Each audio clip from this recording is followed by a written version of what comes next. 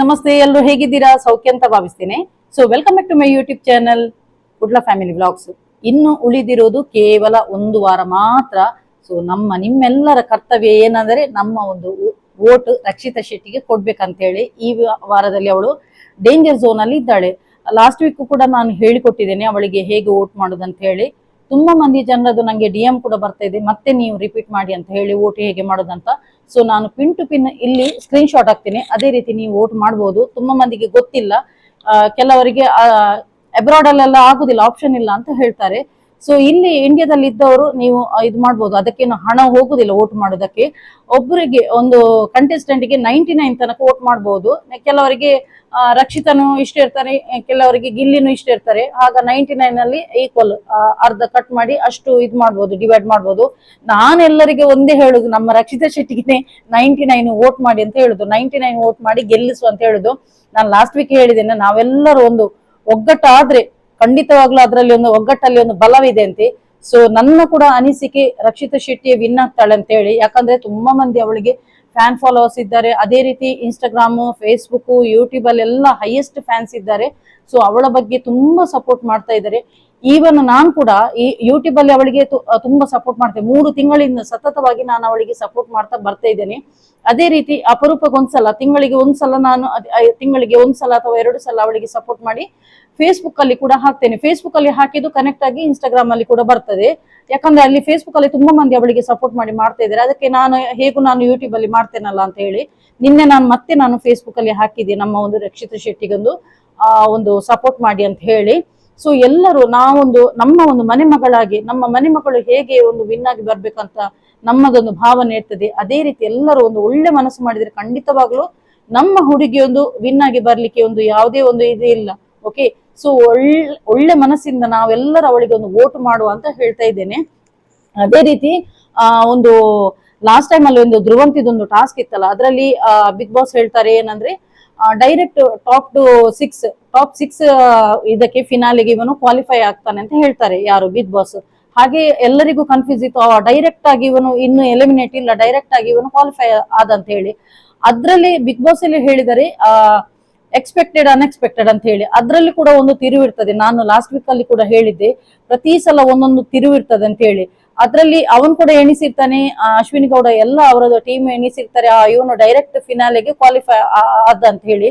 ಆದ್ರೆ ಅದ್ರಲ್ಲೂ, ಯಾಕಂದ್ರೆ ಅದ್ರಲ್ಲಿ ಈಗ ಒಂದು 7 ಮಂದಿ ಈಗ ಇದ್ದಾರಲ್ಲ, ಅದ್ರಲ್ಲಿ ಕೂಡ ಅವರದೊಂದು ಟಾಸ್ಕ್ ಆಗ್ತಾ ಇರ್ತದೆ. ಒಮ್ಮೆಲೆ 7 ಮಂದಿಯನ್ನು ಬಿಗ್ ಬಾಸ್ ಫಿನಾಲಿಗೆ ಕರ್ಕೊಂಡು ಹೋಗ್ಲಿಕ್ಕೆ ಆಗುದಿಲ್ಲ. ಹಾಗಾಗಿ ಅವರಲ್ಲಿ ಟಾಸ್ಕ್ ಆಗಿ ಆಗಿ ಆಗಿ ಆಗಿ ಕೇವಲ ಉಳಿಯುವುದು 3 ಮಂದಿ ಉಳಿತಾರೆ. ಆ 3ರಲ್ಲಿ ಲಾಸ್ಟ್ಗೆ ಯಾರು ವಿನ್ ಆಗ್ತಾರೆ ಅವರೇ ಒಂದು ಬಿಗ್ ಬಾಸ್ ವಿನ್ನರ್ ಅಂತ ಆಗ್ತಾರೆ. ಓಕೆ, ಸೊ ಪ್ರತಿ ಸಲ ಕೂಡ ಅವರಿಗೊಂದು ಟಾಸ್ಕ್ ಕೊಡುವಲ್ಲಿ ಲಾಸ್ಟ್ ವೀಕ್ ಅಲ್ಲಿ ಒಂದು ನೀರಿದೊಂದು ಇದ್ರಲ್ಲಿ ಇಟ್ಕೊಂಡು ಮುಖಕ್ಕೆ ನೀರು ಎರಚುವ ಒಂದು ಟಾಸ್ಕ್ ಅಲ್ಲಿ ಧ್ರುವಂತ್ ಮತ್ತು ಅಶ್ವಿನಿ ಗೌಡ ವಿನ್ ಆಗ್ತಾರೆ. ಹಾಗಾಗಿ ಟಾಪ್ 6ಗೆ ಅವರು ಡೈರೆಕ್ಟ್ ಕ್ವಾಲಿಫೈ ಆಗಿದ್ದಾರೆ. ಅದರಲ್ಲಿ ಗ್ರೀನ್ ಮಾರ್ಕ್, ಟಿಕ್ ಮಾರ್ಕ್ ಇದೆ. ಈಗ ನಮ್ಮ ಹುಡುಗಿಗೆ ಅವರು ಟಾಸ್ಕ್ ಕೊಟ್ಟದ್ರಲ್ಲಿ ಅವಳು ಒಂದು ಸೋಲ್ತಾಳೆ. ಅಂದ್ರೆ ರಘು ಮತ್ತೆ ರಾಶಿಕಾ ಮತ್ತೆ ರಕ್ಷಿತದ ಇದ್ರಲ್ಲಿ ಒಂದು ಟಾಸ್ಕ್ ಅಲ್ಲಿ ಅವಳು ಒಂದು ಸೋಲ್ತಾಳೆ. ಅಂದ್ರೆ ಅವರು 3 ಇರ್ತಾರಲ್ಲ, ಹಾಗಾಗಿ ಅವಳು ಹೇಳ್ತಾಳೆ ಕೂಡ, ನಾನು ಬಿಗ್ ಬಾಸ್ಗೆ ಯಾಕೆ ಕ್ವಾಲಿಫೈ, ನಾವು ಇಷ್ಟು ಸಮಯ ಮಾಡಿದ್ದೇವೆ, ಇಷ್ಟು ಎಫರ್ಟ್ ಹಾಕಿದ್ದೇವೆ, ಯಾಕೆ ನಾವು ಕ್ವಾಲಿಫೈ ಆಗ್ತಿಲ್ಲ ಅಂತ. ಅದ್ರಲ್ಲಿ ಕೂಡ ಅಶ್ವಿನಿ ಗೌಡನಿಗೆ ಮತ್ತೆ ಧ್ರುವಂತಿಗೆ. ಹಾಗಾಗಿ ಅವರು ತುಂಬಾ ಇನ್ಸಲ್ಟ್ ಮಾಡ್ತಾ ಇರ್ತಾರೆ. ಅಂದ್ರೆ ಅವರದೊಂದು ಮೈಂಡ್ ಡೈವರ್ಟ್ ಮಾಡ್ಲಿಕ್ಕೆ ಪೇಷನ್ಸ್ ಲೆವೆಲ್ ಇದು ಮಾಡುವಾಗ ಕೈಯನ್ನೆಲ್ಲ ಮೇಲೆ ಕೆಳಗೆ ಮಾಡ್ತೇವಲ್ಲ, ಹಾಗಾಗಿ ಇವರು ಗಿಲ್ಲಿ ಅವಳಿಗೆ ಇನ್ಸಲ್ಟ್ ಮಾಡ್ತಾ ಇರ್ತಾನೆ, ರಾಶಿಕಾ ಕೂಡ ಇನ್ಸಲ್ಟ್ ಮಾಡ್ತಾ ಇರ್ತಾಳೆ. ನೀರು ಎರಚುವ ಒಂದು ಇದು, ಹಾಗಾಗಿ ನೀರು ಎರಚುವ ರಭಸದಲ್ಲಿ ಕೈ ಸ್ಲಿಪ್ ಆಗಿ ಹೋದ್ರೆ ಅವ್ರು ಔಟ್. ಹಾಗಾಗಿ ಇವಳಿಗೆ ಎಷ್ಟು ಇನ್ಸಲ್ಟ್ ಮಾಡ್ತಾರೆ ನೋಡಿ, ಅಷ್ಟು ಅವಳು ಸ್ಟ್ರಾಂಗ್ ಆಗ್ತಾ ಹೋಗ್ತಾಳೆ. ಯಾರು ಅಶ್ವಿನಿ ಗೌಡ, ರಾಶಿಕಾ ತುಂಬಾ ಇನ್ಸಲ್ಟ್ ಮಾಡ್ತಾಳೆ ಅದ್ರಲ್ಲಿ. ಅಂದ್ರೆ ಇನ್ಸಲ್ಟ್ ಮಾಡೋದಂದ್ರೆ ಅವರದ್ದು ಕೈ ಸ್ಲಿಪ್ ಆಗಿ ಹೋಗ್ಲಿ ಅಂತ ಹೇಳಿ, ಆದ್ರೂ ಕೂಡ ಅವಳಿಗೆ ಎಷ್ಟು ಇನ್ಸಲ್ಟ್ ಮಾಡ್ತಾರೆ ಅಷ್ಟು ಅವಳು ಸ್ಟ್ರಾಂಗ್ ಆಗ್ತಾ ಹೋಗ್ತಾಳೆ ಅಶ್ವಿನಿ ಗೌಡ. ನೀನೆಂತ ದಬ್ಬಾಕಿದ್ಯಾ ಫಿಲ್ಮ್ ಇಂಡಸ್ಟ್ರಿಯಲ್ಲಿ, ಹಾಗೆ ಹೀಗೆ ಅಂತ. ಅದರ ನಡುವಲ್ಲಿ ಗಿಲ್ಲಿ ಕೂಡ ತುಂಬಾ ಇನ್ಸಲ್ಟ್ ಮಾಡ್ತಾನೆ ಇವಳಿಗೆ. ನಿನ್ನದು ಏಜಿಗೆ ಇದೆಲ್ಲ ಬೇಕಾ, ಹಾಗೆ ಹೀಗೆ ಅಂತ. ಆಗ ಇವಳು ನಮ್ಮ ರಕ್ಷಿತಾ ಶೆಟ್ಟಿ ತಪ್ಪ ಅಂತ ಬಡಿತಾಳೆ, ಏಜಿಗೆಲ್ಲ ಹಾಗೆಲ್ಲ ಹೇಳ್ಬೇಡ ಅಂತ ಹೇಳ್ತಾಳೆ, ಏಜಿನ ಬಗ್ಗೆ ಮಾತನಾಡ್ಬೇಡ ಅಂತ. ನೋಡಿ ಇವಳಿಗೆ ರಕ್ಷಿತಾ ಶೆಟ್ಟಿಗೆ ಅಶ್ವಿನಿ ಗೌಡ ಮೊದಲೆಲ್ಲ ಇನ್ಸಲ್ಟ್ ಮಾಡಿದ್ರು, ಅದನ್ನ ಯಾವ್ದು ಪಾಪ ತಲೆಗೆ ಹಚ್ಕೊಳ್ಳಿಲ್ಲ ಅವಳು. ಪಾಪ ಒಳ್ಳೆ ರೀತಿಯಲ್ಲಿ ಇದು ಮಾಡ್ತಾ ಇದ್ದಾಳೆ ಅಶ್ವಿನಿ ಗೌಡನ ಬಗ್ಗೆ. ಒಂದು ತಾಯಿಯ ಪ್ರೀತಿ ಇದೆ, ಬಾಂಧವ್ಯ ಇದೆ ಈ ಹುಡುಗಿಗೆ. ಹಾಗಾಗಿ ಗಿಲ್ಲಿಗೆ ಹೇಳ್ತಾಳೆ, ಹಾಗೆಲ್ಲ ಏಜಿನ ಬಗ್ಗೆ ಎಲ್ಲ ಮಾತಾಡ. ಆಗ ಇವನು ಹೀಗೆ ದೂಡ್ತಾನೆ, ದೂಡುವ ಬರದಲ್ಲಿ ಇವಳು ಬೀಳ್ತಾಳೆ ಕೆಳಗೆ. ಅದೇ ಮಿನಿ ಬೇರೆ ಅಪೋಸಿಟ್ ಪಾರ್ಟಿ ಆಗ್ತಿದ್ರೆ ಮ್ಯಾನ್ ಹ್ಯಾಂಡ್ಲಿಂಗ್ ಅದು ಹಾಗೆ ಹೀಗೆ ಅಂತ ಆಗ್ತಿತ್ತು. ಪುಣ್ಯಕ್ಕೆ ಅವರು ರಕ್ಷಿತ ಮತ್ತು ಗಿಲ್ಲಿ ಫ್ರೆಂಡ್ಸ್ ಆದ್ರಿಂದ ಏನಾಗ್ಲಿಲ್ಲ, ತಮಾಷೆಯಲ್ಲಿ ತಗೊಂಡ್ರು. ಓಕೆ, ಸೊ ಹಾಗಾಗಿ ರಕ್ಷಿತನಿಗೆ ಅಶ್ವಿನಿ ಬಗ್ಗೆ ಏನಾದ್ರು ಹೇಳಿದ್ರೆ ಅವಳಿಗೆ ಬೇಸರ ಆಗ್ತದೆ. ಹಾಗೆ ಮತ್ತೆ ಇನ್ನೊಂದು ಏನಂದ್ರೆ, ನಾಯಿ ಬಾಲ ಡೊಂಕುನಾಗೆ ಇವಳು ಅಶ್ವಿನಿ ಗೌಡ ನಾನು ಮಿಡ್ಲಲ್ಲಿ ಅವಳು ಚೇಂಜ್ ಆಗಿದ್ದಾಳೆ ಅಂತ ಎನಿಸಿದ್ದೆ. ಆದ್ರೆ ಒಂದು ಧ್ರುವಂತ್ ಮತ್ತು ಅಶ್ವಿನಿ ಗೌಡ ಇಬ್ರು ಅವರದೊಂದು ರೂಮ್ ಅಲ್ಲಿ ಇವಳ ರಕ್ಷಿತ ಶೆಟ್ಟಿಯ ಬಗ್ಗೆ ಮಾತನಾಡ್ತಿರ್ತಾರೆ. ಏನಂದ್ರೆ, ಬೆಳಿಗ್ಗೆ ಒಂದು ಹೇಳುವಾಗ ಒಂದು ಸಾಂಗ್ ಹಾಕ್ತಾರಲ್ಲ, ಅದ್ರಲ್ಲಿ ಒಂದು ಚಿಯರ್ ಅಪ್ ಸಾಂಗ್ ಹಾಕ್ತಾರೆ ಬೆಳಿಗ್ಗೆ ಎದ್ದ ಕೂಡ್ಲೆ ಎಂದು. ಅದ್ರಲ್ಲಿ ಅವಳು ಒಂದು ಹುಚ್ಚರಾಗಿ ಕುಂತಾಳೆ, ಎಂತ ಒಂದು ಮ್ಯಾನಸ್ ಇಲ್ಲ, ಹಾಗೆಲ್ಲ ಹೀಗೆಲ್ಲ ಅಂತ ಮೆಲ್ಲ ಧ್ರುವಂತ ಹತ್ರ ಹೇಳ್ತಾ ಇರ್ತಾಳೆ. ನಾನ್ ಎಣಿಸಿದ್ದೆ ಅಂದ್ರೆ ಪಾಪ ಈ ಹುಡುಗಿ ಕೂಡ ತುಂಬಾ ಕ್ಲೋಸ್ ಆಗಿದ್ದಾಳಲ್ಲ, ಒಳ್ಳೆ ರೀತಿಯಲ್ಲಿ ಇದ್ದಾರಂತೆ ಹೇಳಿ. ಆದ್ರೆ ಇವಳದು ನಾಯಿ ಬಾಲ ಡೊಂಕೆ, ಇವಳೊಂದು ಹಿಂದ್ಗಡೆಯಿಂದ ದೂರುದು ಬಿಡುದಿಲ್ಲ ರಕ್ಷಿತನಿಗೆ. ಅವಳೊಂದು ಎಂತ ಒಂದು ಮ್ಯಾನಸ್ ಇಲ್ಲ, ಹಾಗಿಲ್ಲ ಹೀಗಿಲ್ಲ ಅಂತ ಹೇಳಿ. ಆದ್ರೆ ಧ್ರುವಂತ್ ಸೀಕ್ರೆಟ್ ರೂಮ್ ಹೋಗಿ ಬಂದ ನಂತರ ಅವನದು ಸ್ವಲ್ಪ ಅವಳ ಮೇಲೆ ಒಳ್ಳೆ ಒಂದು ಅಭಿಪ್ರಾಯ ಇದೆ. ಮತ್ತೆ ಅವಳದು ಕೆಲವೆಲ್ಲ ಮಾತು ಕೇಳ್ತಾನೆ. ಧ್ರುವಂತ್ ಚೇಂಜ್ ಆಗಿದ್ದಾನೆ ಸೀಕ್ರೆಟ್ ರೂಮ್ ಹೋಗಿ ಬಂದ ನಂತರ. ನಾನು ಅವತ್ತು ಕೂಡ ನನ್ನ ಒಂದು ವಿಡಿಯೋದಲ್ಲಿ ಹೇಳಿದ್ದೆ, ಅವರದಿಬ್ಬರದು ಬಾಂಡಿಂಗ್ ಒಳ್ಳೇದಾಗ್ತದೆ ಅಂತ ಹೇಳಿ ಸೀಕ್ರೆಟ್ ರೂಮ್ಗೆ. ಅದಕ್ಕೋಸ್ಕರ ಟಾಮ್ ಅಂಡ್ ಜೆರಿಯಾಗಿ ಹೊಡೆದಾಡ್ತಿದ್ರು, ಟಾಂಟ್ ಕೊಡ್ತಿದ್ರು, ಹಾವು ಮುಂಗಸಿಯಾಗಿ ಜಗಳ ಮಾಡ್ತಿದ್ರು. ಆದ್ರೆ ಅವನು ಈಗ ಧ್ರುವಂತ್ ಇವಳದು ಕ್ಯಾರೆಕ್ಟರ್ ಹೇಗೆ ಅಂತ ಅಂದ್ರೆ ವ್ಯಕ್ತಿಗತವಾಗಿ ಹೇಗೆ ಇದ್ದಾಳೆ ಅಂತ ಹೇಳಿ ಇವಳಿಗೆ ಅಶ್ವಿನಿ ಗೌಡನಿಗೆ ಕೂಡ ಹೇಳಿದ್ದಾನೆ ಅವನು ಒಂದು ಇದ್ರಲ್ಲಿ. ಅವಳು ಒಳ್ಳೆ ಇದ್ದಾಳೆ, ಅವಳಿಗೆ ಯಾರು ಏನು ಅಂತ ಹೇಳಿ ಬೇಗ ಕಂಡುಹುಡುಕ್ತಾಳೆ ಅಂತ ಹೇಳಿ. ಇದು ರಕ್ಷಿತ ಶೆಟ್ಟಿಯ ಒಳ್ಳೆಯ ಗುಣ. ಓಕೆ, ಅವಳು ಒಂದು ಕೆಲವರು ಹೇಳ್ತಾಳೆ ಅವಳು ಚೆಲ್ಲಾಟ ಮಾಡ್ತಾಳೆ, ಹಾಗೆ ಮಾಡ್ತಾಳೆ, ಹೀಗೆ ಮಾಡ್ತಾಳೆ ಅಂತ ಹೇಳಿ. ಆದ್ರೆ ಎಲ್ಲ ವಿಷಯದಲ್ಲಿ ನೋಡ್ಲಿಕ್ಕೆ ಹೋದ್ರೆ, ವ್ಯಕ್ತಿತ್ವದಲ್ಲಿ ನೋಡ್ಲಿಕ್ಕೆ ಹೋದ್ರೆ ಎಲ್ಲರಿಗಿಂತ ದಿ ಬೆಸ್ಟ್ ಅವಳೇ ರಕ್ಷಿತ ಶೆಟ್ಟಿ. ಯಾಕಂದ್ರೆ ದಾನ ಧರ್ಮದಲ್ಲಿ ನಂಬರ್ ಎತ್ತಿದ ಕೈ. ನೋಡು, ಅವರೆಲ್ಲರೂ ಈಗ ಸೆಲೆಬ್ರಿಟಿ ಅವರು ಇದ್ದಾರಲ್ಲ, ಅವ್ರು ಯಾರಿಗಾದ್ರೂ ದಾನ ಧರ್ಮ ಮಾಡಿದಾರ? ಬೇಕಾದಷ್ಟು ಆಸ್ತಿ ಪಾಸ್ತಿ ಎಲ್ಲರಿಗೂ ಉಂಟು. ಆದ್ರೆ ಅವಳ ಬರ್ಡೇಯನ್ನು ಅವಳೊಂದು ವೃದ್ಧಾಶ್ರಮಕ್ಕೆ ಹೋಗಿ ಅಲ್ಲಿ ಫೀಡ್ ಮಾಡಿದಾಳೆ. ಹಾಗೇನೆ ಒಂದು ಮಕ್ಕಳಿಗೆ ಒಂದು ಮಿಕ್ಕಿ ಮೌಸ್ ಇದೊಂದು ಡ್ರೆಸ್ ಹಾಕಿ ಹೋಗಿ ಮಕ್ಕಳಿಗೆ ಸ್ವೀಟ್ಸ್, ಚಾಕ್ಲೇಟ್ಸ್, ಐಸ್ ಕ್ರೀಮ್ ಅದೆಲ್ಲ ತೆಗೆದು ಕೊಡ್ತಾಳೆ. ಮಕ್ಕಳ ಮುಖದಲ್ಲಿ ಒಂದು ನಗು ನೋಡ್ಲಿಕ್ಕೆ ಇಷ್ಟಪಡ್ತಾಳೆ. ಎಷ್ಟೋ ಮಂದಿಗೆ ಹೆಲ್ಪ್ ಮಾಡಿದಾಳೆ. ಅದನ್ನ ಯಾರು ಅವಳ ಒಳ್ಳೆ ಗುಣವನ್ನು ನೋಡುದಿಲ್ಲ. ಕೆಲವರು ಅವಳದು ಹೇಟರ್ಸ್ಗೆ ನಾನು ಹೇಳುದು, ಅವಳು ಎಷ್ಟೋ ಒಳ್ಳೆ ಗುಣ ನೋಡುವ. ಇಲ್ಲಿ ಇಷ್ಟು ಮಂದಿ ಇದ್ದಾರಲ್ಲ ಕಂಟೆಸ್ಟೆಂಟ್, ನೋಡುವ ಅವರು ಯಾರಿಗಾದ್ರೂ ಫೀಡ್ ಮಾಡಿದಾರ ಅಥವಾ ದಾನ ಧರ್ಮ ಮಾಡಿದಾರ? ಇಲ್ಲ. ನಮ್ಮ ಹುಡುಗಿಯಷ್ಟು ಒಳ್ಳೆ ಗುಣ ಯಾರಿಗಿಲ್ಲ. ಅದಕ್ಕೋಸ್ಕರ ನಾನು ಹೇಳುದು, ಎಲ್ಲರಿಗೆ ಹೇಳುದು. ಎಲ್ಲರೂ ಹೇಳ್ತಾರೆ, ನೀವ್ ಯಾಕೆ ಅವಳನ್ನು ಹೊಗಳುದು ಹಾಗೆ ಹೀಗೆ ಅಂತ ಹೇಳಿ. ಅವಳ ಒಳ್ಳೆ ಗುಣ ಒಂದು 5% ಇರ್ಲಿ ನೋಡುವ, ಬಾಕಿ ಕಂಟೆಸ್ಟೆಂಟ್ಗೆ ಇಲ್ಲ. ಈಗ ಕಾವ್ಯ ಕೂಡ ಹೇಳ್ತಿರಲ್ಲ ನೀವು, ಕಾವ್ಯ ಒಳ್ಳೇದಂತೇಳಿ. ಕಾವ್ಯ ಗಿಲ್ಲಿ ಅನ್ನೋ ಉಂಟಲ್ಲ, ಕೇವಲ ಬಿಸ್ನೆಸ್ ಮೈಂಡ್ ಅಲ್ಲಿ ಅವಳದು ಗೇಮ್ ಮೈಂಡ್ ಅವಳದು. ಅವಳು ಅದಕ್ಕೋಸ್ಕರ ಗಿಲ್ಲಿಯನ್ನು ಯೂಸ್ ಮಾಡ್ತಿದ್ದಾಳೆ. ಆದ್ರೆ ಗಿಲ್ಲಿ ಅಂತ ಪ್ರೀತಿ ಅಂತ ಹೇಳಿ ಉಂಟಲ್ಲ, ಕಾವು ಅಂತ ಹೇಳಿ ಅವನದು ಗೇಮ್ನ ಮೇಲೆ ಫುಲ್ ಫೋಕಸ್ ಹೋಗಿದೆ. ಕಂಪ್ಲೀಟ್ ಆಗಿ ಅವಳನ್ನೇ ಹಿಡಿಯುವ ಮೀನಿನ ಬಲೆಯಲ್ಲಿ ಮೀನನ್ನು ಹಿಡಿಯುವಾಗೆ ಅವಳದೇ ಫೋಕಸ್ ಇದ್ದಾನೆ. ಅಷ್ಟೊಳ್ಳೆ ಆಟ ಆಡ್ತಿದ್ದವನು. ಅದಕ್ಕೆ ನಾನು ಮೊನ್ನೆ ಕೂಡ ನಾನು ಹೇಳಿದ್ದೇನೆ, ಒಂದು ಹೆಣ್ಣಲ್ಲಿ ಸೋಲುದು ಹೆಣ್ಣಲ್ಲಿ ಗೆಲುವು ಅಂತ ಹೇಳಿ. ಇವನು ಹೆಣ್ಣಿನ ಹಿಂದೆನೆ ಹೋಗ್ತಾ ಇದ್ದಾನೆ. ಮೊದಲೆಲ್ಲ ತುಂಬಾ ಎಂಟರ್ಟೈನ್ಮೆಂಟ್ ಆಗ್ತಿದ್ದ, ಒಳ್ಳೆ ಚೇರಪ್ ಎಲ್ಲ ಮಾಡ್ತಿದ್ದ. ಈಗ ಇವಳ ಹಿಂದೆ ಹೋಗ್ತದೆ. ಆದ್ರೆ ಅವಳನ್ನು ನೋಡಿ ನೀವು ಅಬ್ಸರ್ವ್ ಮಾಡಿ, ಕಾವ್ಯ ಉಂಟಲ್ಲ, ಜಸ್ಟ್ ಅವಳದೊಂದು ವಿಷಯಕ್ಕೆ ಇವನನ್ನು ಗಿಲ್ಲಿಯನ್ನು ಅಡ್ವಾಂಟೇಜ್ ಆಗಿ ತಗೊಳ್ತಾಳೆ. ಮೊನ್ನೆ ಟಾಸ್ಕ್ ಅಲ್ಲಿ ಕೂಡ ಅದಕ್ಕಿಂತ ಮುಂಚೆ ಒಂದು ನಾಟಕ ಕೂಗುದೊಂದು ನಾಟಕ ಮಾಡ್ತಾಳೆ, ಒಂದು ಕೂಗಿದಾಗೆಲ್ಲ ಮಾಡ್ತಾಳೆ. ಇವನು ಬಂದು ಕಾವು ಎಂತಾಯ್ತಾ ಅಂತ ಹೇಳ್ತಾ ಇರ್ತಾನೆ, ಹಿಂದೆ ಮುಂದೆ ಹೋಗ್ತಾ ಇರ್ತಾನೆ. ಆದ್ರೆ ಅವಳ ಟಾಸ್ಕ್ಗೆ ಬೇಕಾಗುವಾಗ ಇವನನ್ನು ಗಿಲ್ಲಿಯನ್ನು ಕರೆತಾಳೆ ಅವಳು. ಹಾಗೆ ಮತ್ತೆ ಇನ್ನೊಂದು ಏನಂದ್ರೆ, ಒಂದು ಟಾಸ್ಕ್ ಕೊಟ್ಟಿರ್ತಾರೆ ರಘು ಮತ್ತು ಧ್ರುವಂತಿಗೆ. ಒಂದು ಹೀಗೆ ಒಂದು ಚಪ್ಪಲಲ್ಲಿ ಕಾಲಿದೊಂದು ಬ್ಯಾಲೆನ್ಸ್ ಆಗಿ ನಿಲ್ಲುವಂಥದ್ದು, ಕೈಯಲ್ಲಿ ಒಂದು ಮಡಕೆ ಇಡುವಂಥದ್ದು. ಮಡಕೆ ಒಳಗಡೆ ಫುಲ್ ಬೂದಿ ಇರ್ತದೆ. ಅವರದ್ದು ಪೇಶನ್ಸ್ ಲೆವೆಲ್ ಮತ್ತು ಎಷ್ಟೊತ್ತು ತನಕ ಅವರು ಎಷ್ಟು ನಿಮಿಷದ ತನಕ ನಿಲ್ತಾರೆ ಅಂತ ಹೇಳಿ. ಆ ಒಂದು ಇದ್ರಲ್ಲಿ ರಘು ವಿನ್ ಆಗ್ತಾನೆ. ರಘು ವಿನ್ ಆಗಿ ಡೈರೆಕ್ಟ್ ಟಾಪ್ 6ಗೆ ಫಿನಾಲೆಗೆ ಕ್ವಾಲಿಫೈ ಆಗಿದ್ದಾನೆ. ಹಾಗಾಗಿ ಅವನದು ಗ್ರೀನ್ ಅಲ್ಲಿ ಟಿಕ್ ಮಾರ್ಕ್ ಇದೆ. ಧ್ರುವಂತ ಅದ್ರಲ್ಲಿ ಸೋಲ್ತಾನೆ. ಓಕೆ, ಮತ್ತೆ ಇನ್ನೊಂದು ಟಾಸ್ಕ್ ಅಲ್ಲಿ ಒಂದು ಮುಖಕ್ಕೆ ನೀರೆರಚುವ ಟಾಸ್ಕ್ ಅಲ್ಲಿ ಅವಳದು ಪೇಶನ್ಸ್ ಲೆವೆಲ್ ಒಳ್ಳೇದಿರ್ತದೆ. ಮತ್ತೆ ಇನ್ನೊಂದು ಏನಂದ್ರೆ, ರಘು ಮತ್ತು ರಾಶಿಕನದೊಂದು ನೀರಿದೊಂದು ಎರಚುವ ಇದಿರ್ತದಲ್ಲ, ಒಂದು ಕಲ್ಲನ್ನು ಹೀಗೆ ಇಟ್ಟು ನಿಲ್ಲುವಂತ ಟಾಸ್ಕ್. ಅದರಲ್ಲಿ ಮುಖಕ್ಕೆ ನೀರು ಎರಚುವಾಗ ಒಂದು ವೇಳೆ ಸ್ಲಿಪ್ ಆಗಿ ಹೋಗ್ಬೋದು. ಅವರಿಗೆ ಎಣ್ಣೆ, ತುಪ್ಪ, ಫಿನೈಲ್ ಎಂತದೆಲ್ಲ ಹಾಕ್ತಾರೆ, ಕೆಮಿಕಲ್ ಎಲ್ಲ ಹಾಕ್ತಾರೆ ಅದೊಂದು ಸ್ಲಿಪ್ ಆಗಿ ಹೋಗ್ಲಿಕ್ಕೆ. ಅದ್ರಲ್ಲಿ ಅಶ್ವಿನಿ ಗೌಡ ಮತ್ತು ಧ್ರುವಂತ್ ಆ, ಇದು ಕ್ವಾಲಿಫೈ ಆಗ್ತಾರೆ, ವಿನ್ ಆಗ್ತಾರೆ. ರಘು ಮತ್ತು ರಾಶಿಕಾ ಸೋಲ್ತಾರೆ, ಯಾಕಂದ್ರೆ ಅವರು ಸ್ಲಿಪ್ ಆಗ್ತದೆ, ಅವರದ್ದು ಆ ಕಾಲೆಲ್ಲ ಸ್ಲಿಪ್ ಆಗಿ ಅವರು ಹೋಗ್ತಾರೆ. ಮತ್ತೆ ನಿಮಿಷ ಇರ್ತದೆ, ಅವಳು ಅವರಿಬ್ಬರು ಉಂಟಲ್ಲ 75 ತನಕ ಮಿನಿಟ್ಸ್ ನಿಂತಿರ್ತಾರೆ ಅಲ್ಲಿ. ಪೇಷನ್ಸ್ ಲೆವೆಲ್ ಒಳ್ಳೇದುಂಟು ಅವಳದು, ಅಶ್ವಿನಿ ಗೌಡ ಮತ್ತು ಧ್ರುವಂತಿದು. ಹಾಗಾಗಿ ಆ ಒಂದು ಟಾಸ್ಕ್ ಅಲ್ಲಿ ಅವರು ವಿನ್ ಆಗ್ತಾರೆ. ಮತ್ತೆ ನಿನ್ನೆದೊಂದು ಟಾಸ್ಕ್ ಇರ್ತದೆ, ಅದರಲ್ಲಿ ಕಾವ್ಯನಿಗೆ ಇರ್ತದೆ ಮತ್ತೆ ಒಂದು ಧನುಷಿಗೆ ಇರ್ತದೆ. ಇವತ್ತು ರಘು ಇದು ನೋಡ್ಬೇಕು, ಇನ್ನು ಮುಂದುವರಿತದೆ ಅದು ಆ ಒಂದು ಟಾಸ್ಕ್. ಅದ್ರಲ್ಲಿ ಇಬ್ಬರು ಕ್ವಾಲಿಫೈ ಆಗ್ತಾರೆ. ಅವರು ಒಂದು ರೌಂಡ್ ಒಂದು ಇದಿರ್ತದೆ, ಮೇಲೆ ಮೇಲೆ ಮೇಲೆ ಮೇಲೆ ಲ್ಯಾಡರ್ ನಾಗ ಇರ್ತದೆ. ಆ ಒಂದು ವೆಯ್ಟ್ ಭಾರ ಇದ್ದ ಒಂದು ದೊಡ್ಡ ದೊಡ್ಡ ಒಂದು ಇದನ್ನು ರಾಡ್ ಅನ್ನು ಕೊಂಡೋಗಿ ಉಂಟಲ್ಲ, ಆ ಮೇಲೆ ಮೇಲೆ ಸ್ಟೆಪ್ಸ್ ಗೆ ಹತ್ಕೊಂಡು ಹೋಗಿ, ಆ ಒಂದು ಸ್ಟೆಪ್ಸ್ ಅನ್ನು ಹತ್ಕೊಂಡು ಹೋಗಿ ಮೇಲೆ ಹೋಗಿ ಜೈ ಬಿಗ್ ಬಾಸ್ ಅಂತ ಹೇಳ್ಬೇಕು. ಅದರ ನಂತರ ಒಂದು ಶೂಟ್ ಮಾಡ್ಲಿಕ್ಕೆ ಉಂಟು. ಹಾಗೆ ಒಂದು ಅದರಲ್ಲಿ ಧನುಷ್ ಮತ್ತು ಕಾವ್ಯ ವಿನ್ ಆಗಿದ್ದಾರೆ. ಹಾಗಾಗಿ ಕಾವ್ಯನದು ಈಗ ಒಂದು ನಮ್ಮ ಒಂದು ರಕ್ಷಿತಾ ಶೆಟ್ಟಿಯ ಡೇಂಜರ್ ಝೋನ್ ಅಲ್ಲಿ ಇದ್ದಾಳೆ, ಅವಳದು ಗುಣಿಸು ಅಂತ ಉಂಟು. ಹಾಗಾಗಿ ನಾನು ಎಲ್ಲರಿಗೂ ಕೂಡ ನಾನು ಹೇಳುದು ಒಂದೇ, ನಮ್ಮ ಒಂದು ಹುಡುಗಿಗೆ ಆದಷ್ಟು ನೀವು ಓಟು ಮಾಡಿ ಅಂತ ಹೇಳುವುದು. ಯಾಕಂದ್ರೆ ಅವಳೊಂದು ವಿನ್ ಆದ್ರೆ ನಮ್ಗೆ ಕೂಡ, ನಮ್ಮ ಒಂದು ತುಳುನಾಡಿನ ಹುಡುಗಿ ಒಂದು ವಿನ್ ಆದ್ಲ ಅಂತ ಹೇಳಿ ನಮ್ಗೆ ಕೂಡ ಖುಷಿ ಆಗ್ತದೆ. ಯಾಕಂದ್ರೆ ಹೈಯೆಸ್ಟ್ ಬಿಗ್ ಬಾಸ್ ಸೀಸನ್ ಅಲ್ಲಿ ಎಲ್ಲರೂ ವಿನ್ ಆಗೋದು ಗಂಡಸರೇ, ಸ್ಪೆಷಲಿ. ಹಾಗಾಗಿ ಈ ಸಲ ಒಂದು ಹೆಣ್ಣು ಮಗಳು ನಮ್ಮ ಒಂದು ರಕ್ಷಿತಾ ಶೆಟ್ಟಿ ವಿನ್ ಆಗ್ಬೇಕಂತ ನಂಗೆ ಕೂಡ ತುಂಬಾ ಆಸೆ ಉಂಟು. ಎಲ್ಲರೊಂದು ಪಣ ತೊಡುವ ಅವಳೇ ವಿನ್ ಆಗ್ಬೇಕಂತ ಹೇಳಿ. ಮತ್ತೆ ತುಂಬಾ ಮಂದಿ ಈಗ ಒಂದು ಎಲ್ಲ ಹೇಟರ್ಸ್ ಬರ್ತಾ ಇರ್ತಾರೆ, ಒಂದು ಹೇಟ್ ಕಮೆಂಟ್ಸ್ ಆಗ್ತಾ ಇರ್ತಾರೆ. ಅವರನ್ನೆಲ್ಲ ನಾನು ಬ್ಲಾಕ್ ಮಾಡ್ತೇನೆ, ಆದ್ರೆ ಅವರಿಗೆ ನೋಡ್ಬೋದು, ಇನ್ನು ಕಮೆಂಟ್ ಹಾಕ್ಲಿಕ್ಕೆ ಆಗುದಿಲ್ಲ. ಈಗ ಒಂದು ಹೊಸತೊಂದು ಬರ್ತಾ ಇದ್ದಾರೆ, ಲಕ್ಷ್ಮೀ ರಾವ್ ಅಂತ ಹೇಳಿ. ಅವಳು ಕೂಡ ಹಾಗೇನೆ ಗಿಲ್ಲಿ ಕಾವು ಅಂತ ಇರ್ತಾಳೆ. ಮತ್ತೆ ಕೆಲವರು ಒನ್ ಮ್ಯಾನ್ ಶೋ ಅಂತ ಹಾಕಿದ್ದಾರೆ. ಇವನು ಯಾರಿಗೆ, ಗಿಲ್ಲಿ ಒನ್ ಮ್ಯಾನ್ ಆರ್ಮಿ ಅಂತ ಯಾವತ್ತು ನೋಡಿದ್ರು ಇವಳದು ಕಾವ್ಯನದೇ ಹಿಂದೆ ಹೋಗ್ತಾ ಇರ್ತಾನೆ. ಹಾಗಾಗಿ ಅದೊಂದು ಆಟದಾಗೆ ಆಗುದಿಲ್ಲ. ಒಂದು ಒಳ್ಳೆ ಒಂದು ಆಟಕ್ಕೆ ಬಂದ ನಂತರ ಒಂದು ಸ್ಪಿರಿಟ್ ಅಲ್ಲಿ ಆಟ ಆಡ್ತಿದ್ರೆ ನಮ್ಗೆ ಕೂಡ ಇಂಟ್ರೆಸ್ಟ್ ಬರ್ತದೆ. ಮಾತ್ರ ಇವಳಿಗೆ ಪಾಪ ರಕ್ಷಿತಾ ಶೆಟ್ಟಿಗೆ ಯಾವುದೇ ಒಂದು ಟಾಸ್ಕ್ ಕೊಡ್ಲಿ, ಅವಳನ್ನು ತುಂಬಾ ಒಂದು ಎಕ್ಸಲೆಂಟ್ ಆಗಿ ಆಟ ಆಡ್ತಾಳೆ. ಮತ್ತೆ ಸ್ಟ್ರಾಟಜಿ ಪ್ರತಿಯೊಂದರಲ್ಲಿ ಯೂಸ್ ಮಾಡ್ತಾಳೆ. ಹಾಗಾಗಿ ಎಕ್ಸಲೆಂಟ್ ಇದ್ದಾಳೆ ಅವಳು. ಇದು ಕೂಡ ಒಳ್ಳೇದುಂಟು ಅವಳದು. ಕೆಲವರೆಲ್ಲ ಅವಳನ್ನು ಮೆಚುರಿಟಿ ಇಲ್ಲ, ಹಾಗೆಲ್ಲ ಹೀಗೆಲ್ಲ ಅಂತ ಹೇಳಿದ್ರು. ಅವಳದು ಮೈಂಡ್ ಒಳ್ಳೆ ವರ್ಕ್ ಆಗ್ತದೆ, ಶಾರ್ಪ್ ಇದೆ. ಹಾಗೆ ಮತ್ತೆ ಇನ್ನೊಂದು ಏನಂದ್ರೆ ಎಂತ ಗೊತ್ತಾ, ಇನ್ನು ಒಂದು ವಾರ ಇದೆಯಲ್ಲ, ಹಾಗಾಗಿ ನಾನು ಎಲ್ಲರಿಗೂ ಕೂಡ ಹೇಳುದು ಅವಳನ್ನೇ ವಿನ್ ಮಾಡಿಸುವಂತ ಹೇಳಿ. ಓಕೆ, ಮತ್ತೆ ಯಾರೆಲ್ಲ ರಕ್ಷಿತಾ ಶೆಟ್ಟಿಗೆ ಒಂದು ಪರವಾಗಿ ಸಪೋರ್ಟರ್ಸ್ ಇದ್ದಾರೆ ಎಲ್ಲರೂ ಒಂದು ಕಮೆಂಟ್ ಬಾಕ್ಸ್ ಅಲ್ಲಿ ರೆಡ್ ಹಾರ್ಟ್ ಅನ್ನು ಹಾಕಿ. ಹಾಗೇನೆ ಗಿಲ್ಲಿ ಸಪೋರ್ಟರ್ ಯಾರು ಇದ್ದಾರೆ ಅವರು ಬ್ಲೂ ಕಲರ್ ಹಾರ್ಟ್ ಹಾಕ್ಬಹುದು. ನೋಡುವ ಎಷ್ಟು ಕಲರ್ಸ್ ಇದು ಹಾರ್ಟ್ ಬರ್ತದೆ ಅಂತ ಹೇಳಿ. ಓಕೆ, ಸೊ ನಮ್ಮದು ನಿಮ್ಮದು ಎಲ್ಲರದ್ದು ಆಶೆ ಇರುವುದು ಒಂದೇ, ರಕ್ಷಿತಾ ಶೆಟ್ಟಿಗೆನೆ ಒಂದು ವಿನ್ ಮಾಡಿ. ಎಲ್ಲರಿಗೂ ಒಂದೇ ಹೇಳುದು ಏನಂದ್ರೆ, ಅವಳು ಹಾಗೆ ಮಾಡ್ತಾಳೆ ಹೀಗೆ ಮಾಡ್ತಾಳೆ ಅದೆಲ್ಲ ಸೈಡ್ಗೆ ಇಡಿ. ಯಾಕಂದ್ರೆ ಸಣ್ಣ ವಯಸ್ಸಿದ ಹುಡುಗಿ, ಅವಳು ಮಾಡ್ತಾಳೆ, ಚೆಲ್ಲಾಟ ಮಾಡ್ತಾಳೆ. ಆದ್ರೆ ಅವಳದು ವ್ಯಕ್ತಿತ್ವ ನೋಡಿ, ಗುಣ ನೋಡಿ, ಒಳ್ಳೆ ಒಂದು ಡೊನೇಟ್ ಮಾಡ್ತಾ ಇರ್ತಾಳೆ ಪಾಪ ಬಡವರಿಗೆಲ್ಲ.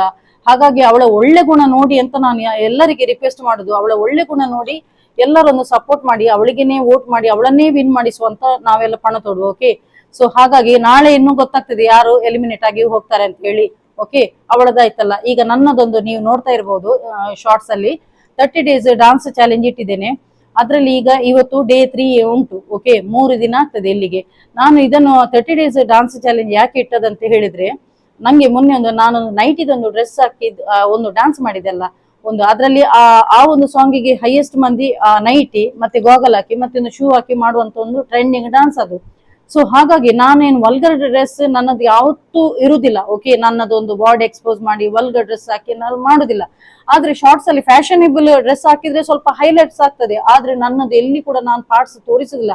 ನಂಗೆ ಅಂತ ಗತಿಗೇಟು ಬರ್ಲಿಲ್ಲ, ನಾನು ಒಂದು ಅಷ್ಟೊಂದು ಕಂಗಾಲ್ ಕೂಡ ಆಗ್ಲಿಲ್ಲ. ನನ್ನದು ಟ್ಯಾಲೆಂಟ್ ನೋಡಿ ಬಂದದಲ್ಲದೆ ಇಷ್ಟು ಮಂದಿ, ಮತ್ತೆ ನನ್ನದು ಎಕ್ಸ್ಪೋಸ್ ಮಾಡಿ ಎಲ್ಲ ನಾನು ಅಷ್ಟೊಂದು ನಂಗೆ ಚೀಪ್ ಇದಕ್ಕೆ ಲೋ ಲೆವೆಲ್ಗೆ ಹೋಗ್ಲಿಕ್ಕೆ ನಂಗೆ ಇಷ್ಟ ಇಲ್ಲ. ಓಕೆ, ಹಾಗಾಗಿ ನಾನು ಕೆಲವರು ಆ ನೈಟಿಯಲ್ಲಿ ಒಳಗಡೆಯನ್ನು ಹಾಕುದಿಲ್ಲ, ಕೆಲವರು ಲಂಗ್ ಹಾಕ್ತಾರೆ ಹೀಗೆಲ್ಲ. ನಾನು ಒಳಗಡೆ ಶಾರ್ಟ್ಸ್ ಕೂಡ ಹಾಕಿದ್ದೇನೆ. ಓಕೆ, ಆ ಒಂದು ಡಾನ್ಸಿಗೆ ನಂಗೆ ಒಂದು ಇನ್ಸ್ಟಾಗ್ರಾಮ್ ಅಲ್ಲಿ ಒಬ್ಬನದು ಮೆಸೇಜ್ ಬರ್ತದೆ. ಏನಂದ್ರೆ ಆಡಿ ಮೆಸೇಜ್ ಮಾಡುದು ಅವನು, ಕಮೆಂಟ್ ಅಲ್ಲಿ ಅಲ್ಲ. ಕೆಲವರೆಲ್ಲ ಕಮೆಂಟ್ ಅಂತ ಎಣಿಸಿದ್ರು, ಕಮೆಂಟ್ ಅಲ್ಲಿ ಎಲ್ಲ ಆಡಿ ಮೆಸೇಜ್ ಮಾಡ್ತಾನೆ. ತುಳುವಲ್ಲಿ ಆಡಿ ಮೆಸೇಜ್ ಒಂದು ಸಲ 2 ಆಗ್ತಾನೆ. ಇವನಿಗೆ ಎಷ್ಟು ಹೊಟ್ಟೆ ಒಳಗಡೆ ಬರ್ನ್ ಆಗಿದೆ, ಹೊಟ್ಟೆ ಒಳಗಡೆ ಎಷ್ಟು ಜಲಸಿದೆ ಅಂತ ಜಸ್ಟ್ ಒಂದು ಅವನದೊಂದು 2 ಆಡಿಯೋದಲ್ಲಿ ಗೊತ್ತಾಗ್ತದೆ. ನನ್ನದೊಂದು ಡ್ಯಾನ್ಸ್ ಇದೆ ಒಂದು ಲಿಂಕ್ ಕಳಿಸ್ತಾನೆ. ನಾನು ಅವನದ ಹೆಸರು ಮೆನ್ಷನ್ ಮಾಡುದಿಲ್ಲ, ಅದರಲ್ಲಿ ಹಾಕಿದ್ದೆ, ಇನ್ಸ್ಟಾಗ್ರಾಮ್ ಸ್ಟೋರಿಯಲ್ಲಿ ಹಾಕಿದ್ದೆ. ಇನ್ನು ಬೇಡ, ಅದು ನಾನು ಹೇಳಿ ಸಾಗಿದೆ. ಅವನು 2 ಹಾಕಿದ್ರೆ ನನ್ನದು ತುಂಬಾ ಆಡಿಯೋ ಮೆಸೇಜ್ ಅವನಿಗೆ ಹೋಗಿದೆ. ನೋಡಿ, ನಾನು ಒಂದು ಹೇಳುದು, ಒಂದು ಪ್ರತಿಯೊಬ್ಬರಿಗೂ ಕಲೆ ಬರುದಿಲ್ಲ, ಗೊತ್ತಾಯ್ತಾ. ನಂಗೆ ದೇವರು ಆ ಒಂದು ಕಲೆ ಕೊಟ್ಟೆ. ನಮ್ಮ ಫ್ಯಾಮಿಲಿಯಲ್ಲಿ ಯಾರಿಗೂ ಕೂಡ ಡಾನ್ಸ್ ಒಂದು ಕಲೆ ಕೊಡ್ಲಿಲ್ಲ, ನಂಗೇನೆ ಕೊಟ್ಟಿದ್ದಾರೆ. ಅದು ಬೈ ಬರ್ತಿಂದ ನಮ್ಗೆ ಬರುವಂತದ್ದು. ಇನ್ನೊಂದು ಏನಂದ್ರೆ, ನಾನು ಭರತನಾಟ್ಯ ಆರ್ಟಿಸ್ಟ್, ಕ್ಲಾಸಿಕಲ್ ಡಾನ್ಸರ್. ನಾನು ಜೂನಿಯರ್ ಸೀನಿಯರ್ ಅಂತ ಇರ್ತದೆ, ನಾನು ಜೂನಿಯರ್ ಮಾಡಿದ್ದೇನೆ. ಮತ್ತೆ ನಮ್ಮ ಇಡೀ ದಿನ ನೀನು ಡಾನ್ಸ್ ಕಡೆನೆ ಫೋಕಸ್ ಕೊಡ್ತಿ ಅಂತ ಹೇಳಿ ನಾನು 7th 8th 9th ತನಕ ಕಲ್ತಿದ್ದೇನೆ ನಾನು. ಅದರ ನಂತರ 10th ಆಗುವಾಗ ಇನ್ನು ಇವಳು ಡಾನ್ಸ್ ಕಡೆನೆ ಒಲವು ಕೊಡ್ತಾಳೆ, ಅದ್ರ ಬಗ್ಗೆನೇ ಇಂಟ್ರೆಸ್ಟ್ ಕೊಡ್ತಾಳೆ ಅಂತ ಹೇಳಿ ನನ್ನನ್ನು ಬಿಡಿಸಿದ್ದಾರೆ. ಓಕೆ, ಸೊ ಹಾಗಾಗಿ ನಾನು ಭರತನಾಟ್ಯ ಆರ್ಟಿಸ್ಟ್ ಎಷ್ಟೋ ಕಡೆಯಲ್ಲಿ ನಾನು ಡಾನ್ಸ್ ಕಾಂಪಿಟೇಷನ್ ಅಲ್ಲಿ ವಿನ್ ಆಗ್ತಿದ್ದೆ. ಮತ್ತೆ ಸ್ಟೇಟ್ ಲೆವೆಲ್ ಅಲ್ಲಿ ನಾನು ಸೆಕೆಂಡ್ ಪ್ರೈಸ್ ಹೊಡೆದಿದ್ದೇನೆ. ಇದು ನಂಗೆ ತುಂಬಾ ಪ್ರೌಡ್ ಫೀಲ್ ಆಗ್ತದೆ. ಈ ಮಾತನ್ನ ನಾನು ಫೇಸ್ಬುಕ್ ಅಲ್ಲಿ ಕೂಡ ಮೊನ್ನೆ ಹೇಳಿದೆ. ಓಕೆ, ಸೊ ಸ್ಟೇಟ್ ಲೆವೆಲ್ ಅಲ್ಲಿ ಸೆಕೆಂಡ್ ಪ್ರೈಸ್ ಹೊಡೆಯೋದಂದ್ರೆ ನಿಜವಾಗ್ಲೂ ಅಪ್ರಿಶಿಯೇಟ್ ಮಾಡ್ಬೇಕು. ಅದರ ನಂತರ there is no age limit for dance. ಡಾನ್ಸ್ಗೆ ಯಾವುದೇ ಒಂದು ವಯಸ್ಸಿನ ಮಿತಿ ಇಲ್ಲ. ಓಕೆ, ನಾವೊಂದು ಆ ಒಂದು ಡಾನ್ಸ್ ಕಲಿತ ನಂತರ ನಮ್ಗೆ ಆ ಒಂದು ಗ್ರೇಸ್ ಇರ್ತದೆ. ಮತ್ತೆ ನಂಗೆ ಜಾಸ್ತಿ ಡಾನ್ಸೇ ಕೊಡ್ತಿದ್ದೆ. ಮತ್ತೆ ನಂಗೆ ಒಂದು ಸಣ್ಣ ಇರುವಾಗ ಬಿದ್ದಾಗ ಇಲ್ಲಿ ಒಂದು ಫ್ರಾಕ್ಚರ್ ಆಗಿತ್ತು, ರೈಟ್ ಸೈಡ್ ಇದು ಇಲ್ಲಿ. ಓಕೆ, ಸೊ ಅಲ್ಲಿ ಬೋನ್ ಮುರಿದು ಒಂದು ಜಾಯಿಂಟ್ ಆಗ್ಲಿಕ್ಕೆ ಆಗಿತ್ತು. ಸಣ್ಣ ವಯಸ್ಸಲ್ಲಿ ಆಗ್ತದೆ, ನಮ್ಮದು ಬೋನ್ ಎಲ್ಲ ಇದು ಆಗ್ತದೆ. ನಾನು ಆ ಟೈಮ್ 3 ತಿಂಗಳು ಇಟ್ಟಿದ್ದೆ. ನಮ್ಗೆ ಆ ಟೈಮಲ್ಲಿ ಬೋನ್ ಫ್ರಾಕ್ಚರ್ ಆಗುವಾಗ ಆ ಟೈಮಲ್ಲಿ ಒಂದು ಇದು ಮಾಡಿ ಜಾಯಿಂಟ್ ಮಾಡಿ ಒಂದು ರಿಂಗಿನಾಗೆ ಹಾಕಿರ್ತಾರೆ. ನಾನು ಕೆಂದ ಹೈಸ್ಕೂಲ್ ಮಣ್ಣುಗುಡ್ಡಕ್ಕೆ ಇದಕ್ಕೆ ಹೈಸ್ಕೂಲ್ಗೆ ಹೋಗ್ತಿದ್ದದ್ದು. ಅದು ಇದು ಕ್ರೀಮ್ ಕಲರ್ ಬ್ಲೌಸ್. ಓಕೆ, ಅದ್ರಲ್ಲಿ ನಮ್ಮದೊಂದು ರಿಂಗ್ ಇದು ಕಾಣ್ತಾ ಇತ್ತು. ಹಾಗಾಗಿ ಎಲ್ಲರೂ ಗೂನ್ ಬೆನ್ನಿನ ಹಾಗೆಲ್ಲ ತಮಾಷೆ ಮಾಡ್ತಿದ್ರು. ಅದಕ್ಕೆ ಒಂದು 3 ತಿಂಗಳಲ್ಲಿ ತೆಗೆದು ಬಿಸಾಡಿದ್ದೇನೆ. ಹಾಗಾಗಿ ಅಷ್ಟೊಂದು ಜಾಯಿಂಟ್ ಆಗಿರ್ಲಿಕ್ಕೆ ಇಲ್ಲ. ಈಗ ಕೂಡ ಆ ಒಂದು ಸಣ್ಣ ಇರುವಾಗದು ಇದು 7th 8th ಅಲ್ಲಿ ಅದು ಇನ್ಸಿಡೆಂಟ್ ಆದದ್ದು, ಇದೊಂದು ಫ್ರಾಕ್ಚರ್. ಇಷ್ಟು ವರ್ಷದ ನಂತರ ಈಗ ಮತ್ತೆ ನಂಗೆ ನೋವು ಬರ್ತಾ ಉಂಟು. ನನ್ನದೊಂದು ಸ್ವಿಚ್ ಬೋರ್ಡ್ ಹೀಲಿಂಗ್ ಕೋಡಲ್ಲಿ ಸ್ವಲ್ಪ ಗುಣ ಆಗ್ತದೆ, ಆವಾಗ ನಾನು ಡಾನ್ಸ್ ಮಾಡ್ತೇನೆ. ಹಾಗಾಗಿ ಈ ಚಳಿ ಟೈಮಲ್ಲಿ ಜಾಸ್ತಿ ಇರ್ತದೆ. ಹಾಗಾಗಿ ನಾನು ಸ್ವಲ್ಪ ಡಾನ್ಸ್ ಕಮ್ಮಿ ಮಾಡಿದ್ದೇನೆ. ಇಲ್ಲದಿದ್ರೆ ನನ್ನದು ಕಂಟಿನ್ಯೂಸ್ಲಿ ಡಾನ್ಸೇ ಬರ್ತಿದ್ದದ್ದು. ಓಕೆ, ಸೊ ಹಾಗಾಗಿ ಒಬ್ಬ ಬರ್ತಾನೆ, ನನ್ನದೊಂದು ಡ್ಯಾನ್ಸ್ ಲಿಂಕ್ ಕಳಿಸ್ತಾನೆ, ಮತ್ತೆ ಒಂದು ಆಡಿಯೋ ಮೆಸೇಜ್ ಮಾಡ್ತಾನೆ, ಮುದುಕಿ ಅಂತ ಜಾಸ್ತಿ ಮೆನ್ಷನ್ ಮಾಡ್ತಾನೆ. ನಾನೊಂದು ಹೇಳುದು, ಇವನದ ತಾಯಿಗೇನು ಪ್ರಾಯ ಆಗ್ಲಿಕ್ಕಿಲ್ವಾ, ಅಥವಾ ತಾಯಿ ಏನು ಏಜ್ಡ್ ಅಲ್ವಾ, ಅಥವಾ ಇವನೇನು ಯವನಾಗಿರ್ತಾನ, ಇವನಿಗೆ ಏಜ್ ಆಗ್ಲಿಕ್ಕಿಲ್ವಾ. ಮುದುಕಿ ಹೇಳಿದಕ್ಕೆಲ್ಲ ಆ ಒಂದು ಮುದುಕಿ ಪದವನ್ನೊಂದು ಎಷ್ಟು ಸಲ ಯೂಸ್ ಮಾಡಿದ್ದೇನೆ. ಅಜ್ಜಿ ನಿಮ್ಮದು ಡ್ಯಾನ್ಸ್ ಭಾರಿ ಚಂದಾಗಿದೆ, ಮುದುಕಿ ನಿಮ್ಮದು ಡ್ಯಾನ್ಸ್ ಭಾರಿ ಚೆನ್ನಾಗಿದೆ, ದೊಡ್ಡ ನಿಮ್ಮದು ಡ್ಯಾನ್ಸ್ ಭಾರಿ ಚೆನ್ನಾಗಿದೆ. ಆ ಒಂದು ರಿಪೀಟ್ ಮೆನ್ಷನ್ ಮಾಡುವಾಗ ಇವನಿಗೆ ಎಷ್ಟು ಬರ್ನ್ ಆಗಿದೆ ಒಳಗಡೆಯಿಂದ ನಂಗೆ ಗೊತ್ತಾಯ್ತು. ಇವನು ನಿಜವಾಗಿ ಅಪ್ರಿಶಿಯೇಟ್ ಮಾಡಿದಲ್ಲ, ಒಂಥರ ಇನ್ಸಲ್ಟ್ ಮಾಡಿದ ಅಂತ ಹೇಳಿ ನಂಗೆ ಗೊತ್ತಾಯ್ತು. ನಾನು ಪ್ರತಿ ಸಲ ಕೂಡ ನಾನು ಹೇಳ್ತೇನೆ ಕೂಡ, ಫೇಸ್ಬುಕ್ ಅಲ್ಲಿ ನನ್ನದು ಹೈಯೆಸ್ಟ್ ಇರ್ತದೆ, ಶಾರ್ಟ್ಸ್ ಎಲ್ಲ ಇರ್ತದೆ. ನಾನು ಕೆಲವು ತುಳು ಆಕ್ಟಿಂಗ್ ಎಲ್ಲ ಮಾಡ್ತೇನೆ. ಹಾಗೇನೆ ಒಂದು ಮಿನಿ ಬ್ಲಾಗ್ ಎಲ್ಲ ಹೈಯೆಸ್ಟ್ ಇರುದೇ ಫೇಸ್ಬುಕ್, ಇನ್ಸ್ಟಾಗ್ರಾಮ್. ಇದ್ರಲ್ಲಿ ತುಳು ಎಲ್ಲ ಮಾತನಾಡಿದ ಅಷ್ಟೊಂದು ವ್ಯೂಸ್ ಹೋಗುದಿಲ್ಲ. ಸೊ ಹಾಗಾಗಿ ನೋಡಿ, ನಾನು ಇಲ್ಲಿ ಸ್ಕ್ರೀನ್ ಶಾಟ್ ಹಾಕ್ತೇನೆ. ನನ್ನದೊಂದು ಫೇಸ್ಬುಕ್ ಇದೊಂದು ID, ಹಾಗೇನೆ ನನ್ನದೊಂದು ಇನ್ಸ್ಟಾಗ್ರಾಮ್ ಇದು ID. ಜಾಸ್ತಿ ನಾನು ಅರವಿಂದ್ ಬೋಳಾರ್, ಭೋಜರಾಜ್ ವಾಮಂಜೂರಿ ಇವರದೆಲ್ಲ ಇದು ಆಕ್ಟಿಂಗ್ ಎಲ್ಲ ಮಾಡ್ತಾ ಇರ್ತೇನೆ. ಅದನ್ನು ನಾನು ಜಾಸ್ತಿ ಇಲ್ಲಿ ಯೂಟ್ಯೂಬ್ ಅಲ್ಲಿ ಹಾಕುದಿಲ್ಲ. ಸೊ ಯಾರೆಲ್ಲ ನನ್ನದು ಆಕ್ಟಿಂಗ್ ಇಂದ ಎಲ್ಲ ಇಂಟ್ರೆಸ್ಟ್ ಇದೆ ಅವರೆಲ್ಲ ನಂಗೆ ಫೇಸ್ಬುಕ್ ಅಲ್ಲಿ ಕೂಡ ಫಾಲೋ ಮಾಡ್ಬೋದು, ಇನ್ಸ್ಟಾಗ್ರಾಮ್ ಅಲ್ಲಿ ಕೂಡ ಫಾಲೋ ಮಾಡ್ಬೋದು. ಓಕೆ, ಸೊ ಇಲ್ಲಿ ನೋಡಿ, ನಾನು ಎರಡು ಕೂಡ ನಾನು ID ಹಾಕ್ತೇನೆ. ಹಾಗಾಗಿ ಸೊ ಅವನು 2 ಆಡಿಯೋ ಮೆಸೇಜ್ ಮಾಡಿ ಕೂಡ ದೊಡ್ಡ ಚೆನ್ನಾಗಿದೆ. ಈಗ ಒಂದು ವೇಳೆ ನನ್ನದು ಡಾನ್ಸ್ ಒಳ್ಳೆ ಆಗಿದ್ರೆ ಇವನು, ಮೇಡಮ್ ನಿಮ್ಮದು ಡಾನ್ಸ್ ಎಕ್ಸಲೆಂಟ್ ಆಗಿದೆ, ಒಳ್ಳೆ ಆಗಿದೆ ಅಂತ ಹೇಳ್ತಿದ್ದ, ಅಥವಾ ಅಕ್ಕ ನಿಮ್ಮದು ಡ್ಯಾನ್ಸ್ ಒಳ್ಳೇದಾಗಿದೆ ಅಂತ ಹೇಳ್ತಿದ್ದ, ಅಥವಾ ಅಮ್ಮ ನಿಮ್ಮದು ಡ್ಯಾನ್ಸ್ ಒಳ್ಳೆ ಆಗಿದೆ ಆ ರೀತಿ ಹೇಳ್ತಿದ್ದ. ಇವನು ದೊಡ್ಡ ಅಜ್ಜಿ ಮುದುಕಿ ಅಂತ ಹೇಳುವಾಗ ಇವನಿಗೆ ಎಷ್ಟು ಬರ್ನ್ ಆಗಿದೆ ಅಂತ ಅದ್ರಲ್ಲಿ ಇದೆ. ಅದರ ನಂತರ ನಾನು ಅವತ್ತೇ ಡಿಸೈಡ್ ಮಾಡಿದೆ, ನಂಗೆ 30 days ಡಾನ್ಸ್ ಚಾಲೆಂಜ್ ಇಡ್ಬೇಕು. ಯಾಕಂದ್ರೆ ಯಾರನ್ನು ಒಂದು ಇನ್ಸಲ್ಟ್ ಮಾಡ್ತಾರೆ ನೋಡಿ, ಅವರ ಎದುರುಗಡೆ ಉಂಟಲ್ಲ, ನಾವುಂಟಲ್ಲ ಅವರ ಹತ್ರ ಜಗಳ ಮಾಡೋದಲ್ಲ, ನಮ್ಮ ಸಕ್ಸಸ್ ಉಂಟಲ್ಲ ಅವರಿಗೆ ಉಂಟಲ್ಲ ಮುಖಕ್ಕೆ ಇದು ಎಂತ ಹೇಳ್ತಾರೆ, ಬಿಸಿ ನೀರು ಎರಚಿದಾಗೆ ಆಗ್ಬೇಕು. ಅದಕ್ಕೋಸ್ಕರ ಅಲ್ಲಿಂದಲೇ ನಾನು ಹಠ ಹಿಡ್ದೆ, ಅಲ್ಲಿಂದಲೇ ನಾನು 30 days ಇದು ಡಾನ್ಸ್ ಚಾಲೆಂಜ್ ಇಟ್ಟದ್ದು. ಯಾಕಂದ್ರೆ ಅವನು ಮುದುಕಿ ಅಂತ ಹೇಳಿದಲ್ಲ. ಈಗ ಒಂದು ವೇಳೆ ಅವನಿಗೆ ನನ್ನ ಮೇಲೆ ಒಳ್ಳೆ ಅಭಿಮಾನ ಇರ್ತಿದ್ರೆ, ಮೇಡಮ್ ನಿಮ್ಮದು ಡ್ಯಾನ್ಸ್ ಒಳ್ಳೆ ಆಗಿದೆ ಅಂತ ಹೇಳ್ತಿದ್ದ. ಅದು ಬಿಟ್ಟು ದೊಡ್ಡ ಅಜ್ಜಿ ಎಲ್ಲ ಹೇಳುವಾಗ ಇವನಿಗೆ ಎಷ್ಟು ಉರ್ದಿದೆ ಅಂತ ಅದ್ರಲ್ಲಿ ನಾನು ಆಲೋಚನೆ ಮಾಡಿದೆ. ಸೊ ಅದಕ್ಕೋಸ್ಕರ ಅಲ್ಲಿಂದಲೇ ನಾನು ಡಾನ್ಸ್ ಚಾಲೆಂಜ್ ಅಲ್ಲಿಂದ ಸ್ಟಾರ್ಟ್ ಮಾಡಿದೆ. ಇವತ್ತಿಗೆ ಸತತವಾಗಿ 3ನೇ ದಿನ ಸ್ಟಾರ್ಟ್ ಆಗಿದೆ. ಸೊ ಟಚ್ ವುಡ್, ನಂಗೆ 30 days ತನಕ ದೇವರೊಂದು ನಂಗೆ ಇದೊಂದು ನೋವಾಗದಾಗೆ ಮಾಡ್ಲಿ ಅಂತ ನಾನು ಬೇಡುದು. ಯಾಕಂದ್ರೆ ಡಾನ್ಸ್ ನೋಡೋರಿಗೆ ಖುಷಿ ಆಗ್ತದೆ, ಆದ್ರೆ ಅದ್ರದ್ದು ನೋವು ಎಲ್ಲ ನಮ್ಗೇನೆ ಡಾನ್ಸರ್ನವರಿಗೆ ಗೊತ್ತಿರ್ತದೆ. ಯಾಕಂದ್ರೆ ನಮ್ಮದು 40+ ನಂತರ ನಮ್ಮದು ಅಷ್ಟೊಂದು ಎನರ್ಜಿ ಇರುವುದಿಲ್ಲ, ಮತ್ತೆ ನಮ್ಗೆ ಕಾಲು ನೋವು ಅದು ಇದೆಲ್ಲ ನೋವು ಇರ್ತದೆ. ಆದ್ರೆ ಆ ನೋವನ್ನೆಲ್ಲ ತಡೆದುಕೊಂಡು ನಾವೊಂದು ಗ್ರೇಸ್ಫುಲ್ ಆಗಿ ಡಾನ್ಸ್ ಮಾಡುದು ಕೂಡ ಅದಕ್ಕೋಸ್ಕರ ಕೆಲವರು ಎಷ್ಟೋ ಮಂದಿ ಡಾನ್ಸ್ ಗೊತ್ತಿದ್ದವರು ಅಪ್ರಿಶಿಯೇಟ್ ಮಾಡ್ತಾರೆ. ಅವನು ನಿಜವಾಗ್ಲೂ ಅಪ್ರಿಶಿಯೇಟ್ ಮಾಡ್ಬೇಕಿತ್ತು, ಇಷ್ಟು ದೊಡ್ಡ ಮಕ್ಕಳಾದ್ರು ಇವರು ಪಾಪ ಒಳ್ಳೆ ರೀತಿಯಲ್ಲಿ ಮಾಡ್ತಾ ಇದ್ದಾರಲ್ಲ ಅಂತ ಹೇಳಿ ನಂಗೆ ಅದೊಂಥರ ಇನ್ಸಲ್ಟ್ ಮಾಡಿದಾಗೆ ಆಯ್ತು. ಅದಕ್ಕೋಸ್ಕರ ನಾನು ಚಾಲೆಂಜ್ ಮಾಡಿ ಡಾನ್ಸ್ ಚಾಲೆಂಜ್ ಇಟ್ಟಿದ್ದೇನೆ. ಸೊ ಹಾಗಾಗಿ ನೀವೆಲ್ಲರೂ ನಂಗೆ ಸಪೋರ್ಟ್ ಮಾಡಿ. ಇದರಲ್ಲಿ ಹೇಗೆ ಯೂಟ್ಯೂಬ್ ಅಲ್ಲಿ ಹೇಗೆ ಸಪೋರ್ಟ್ ಮಾಡ್ತಿದ್ದೀರಾ ಅದೇ ರೀತಿ ಫೇಸ್ಬುಕ್ ಮತ್ತು ಇನ್ಸ್ಟಾಗ್ರಾಮ್ ಪೇಜ್ ಅನ್ನು ಕೂಡ ನೀವು ಫಾಲೋ ಕೊಟ್ಟು ಸಪೋರ್ಟ್ ಮಾಡ್ಬೋದು. ಓಕೆ, ನಿಮ್ಮ ಲೈಫ್ ಅಲ್ಲಿ ಕೂಡ ಇದೇ ರೀತಿ ಯಾರಾದ್ರೂ ಒಂದು ಇನ್ಸಲ್ಟ್ ಮಾಡಿದ್ರೆ ಅವರ ಹತ್ರ ಜಗಳ ಮಾಡ್ಲಿಕ್ಕೆ ಹೋಗ್ಬೇಡಿ. ಅದನ್ನೇ ಒಂದು ಚಾಲೆಂಜ್ ಆಗಿ ಮಾಡಿ ಮೇಲೆ ಬನ್ನಿ ಅಂತ ಹೇಳುದು. ನಂಗೆ ಪ್ರತಿ ಸಲ ಯೂಟ್ಯೂಬ್ ಅಲ್ಲಿ ಕೂಡ ಹಾಗೇನೆ ಬೆಲ್ಲಿ ಫ್ಯಾಟಿಗೆ ತುಂಬಾ ಮಂದಿ ಇನ್ಸಲ್ಟ್ ಮಾಡ್ತಿದ್ರು, ಇಷ್ಟು ದೊಡ್ಡ ಹೊಟ್ಟೆ ಅದು ಇದು ಅಂತ ಹೇಳಿ.